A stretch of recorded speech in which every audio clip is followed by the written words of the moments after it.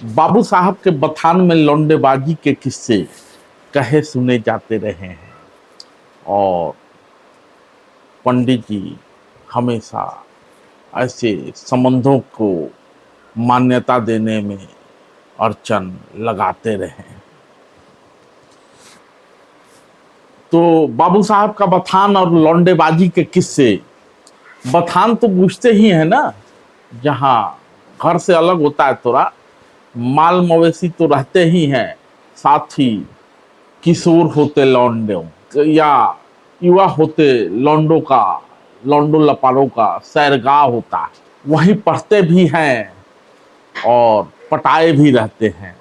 अब उम्र बढ़ रही है, शारीरिक बदलाव आ रहा है, गांव देहात में विपरीत सेक्स की उपलब्धता तो है नहीं, शरीर में होते बदलाव से परेशान हैं, तो कहीं ना कहीं तो खैर इस तरह से शुरू होते हैं लौंडेबाजी के किस्से।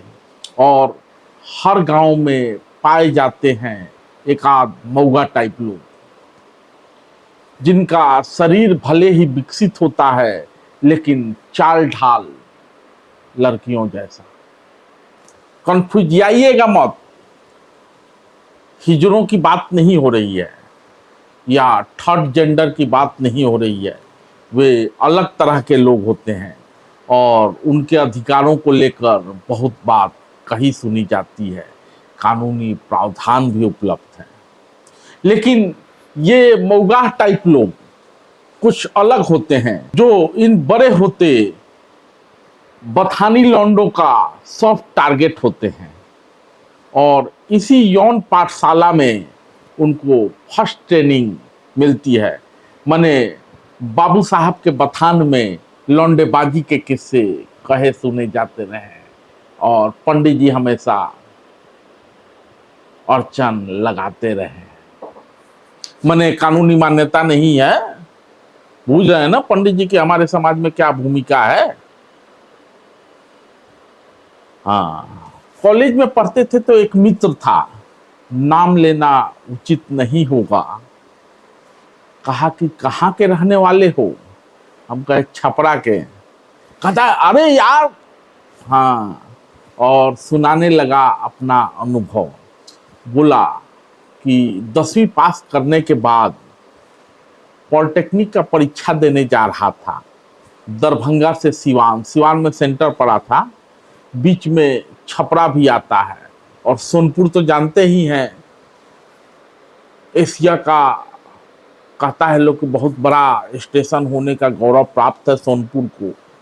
तो सोनपुर में कुछ लोग सवार हुआ ट्रेन में, पूछता है का हो बबुआ, कहाँ जाता रहो। मासूम सा दोस्त कहता है सिवान जाई छी, पॉलिटेक्निक का परीक्षा है। बस इतना सुनना था कि शुरू हो गया खेल। दोस्त की शब्दों में कहूं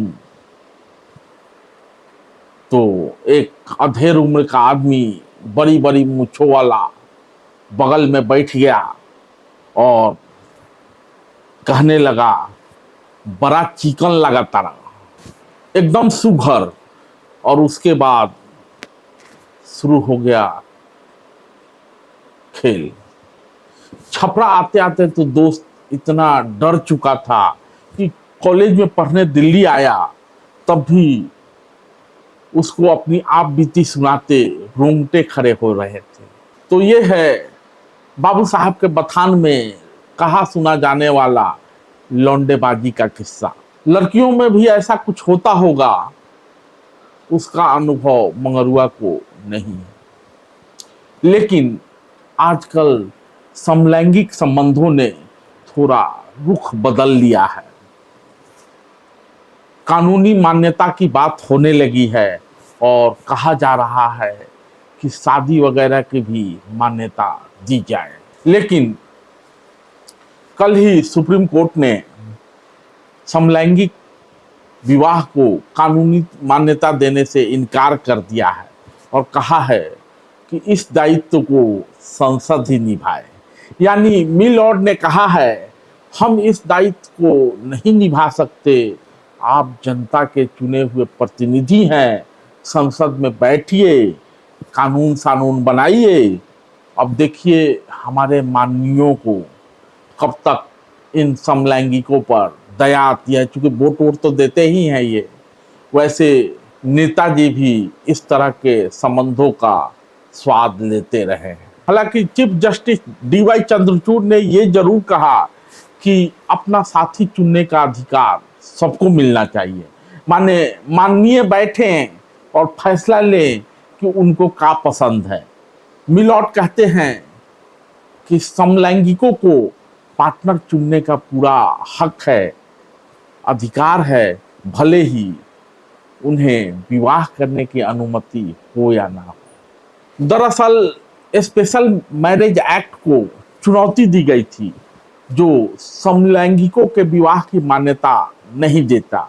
अगर समलैंगिक विवाह को मान्यता मिलती है और इस समुदाय के लोगों के जीवन में बहुत कुछ बदल सकता है। इस तरह की मान्यता से परंपरागत व्यवस्था पर, शादी रूपी संस्था पर क्या असर पड़ेगा वो भी विचारणीय है, लेकिन ऐसे संबंध होते हैं, इससे इनकार शायद ही किसी को हो। स्पेशल मैरिज एक्ट की धारा 5 किसी भी जोड़े को, माने कपल होना चाहते हैं तो विवाह करने के पहले ये सूचना देनी होती है और विवाह अधिकारी के कार्यालय के बाहर एक विशिष्ट स्थान पर शादी के संबंध में नोटिस लगाना होता है। अब ऐसे ही थोड़े पहुंच जाओगे, ढोल बाजा के साथ तो पहुंचना ही पड़ेगा। अरे चलो मानो ढोल बाजा नहीं बजा रहे हो, लेकिन नोटिस तो चिपकाना ही होगा। तो कौन जानता है किसकी किससे शादी हुई। और इस नोटिस के 30 दिनों के अंदर अगर कोई भी किसी तरह का आपत्ति नहीं जताता है तो वह व्यक्ति विवाह कर सकता है या उनका विवाह करवा दिया जाता है।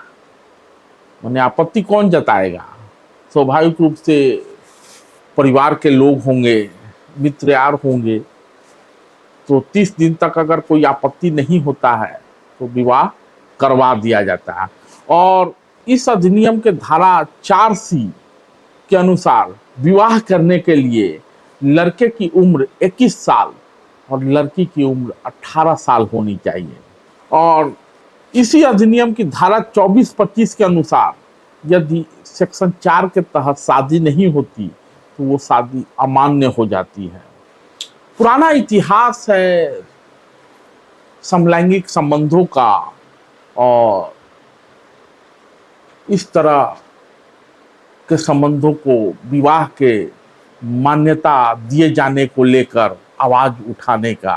सबसे पहले एक मामला आया था उर्मिला श्रीवास्तव और लीला नामदेव का, जो कि मध्य प्रदेश के पुलिस फोर्स में 2 महिला पुलिसकर्मी थे, जिन्होंने साल 1987 में एक दूसरे से शादी कर ली थी।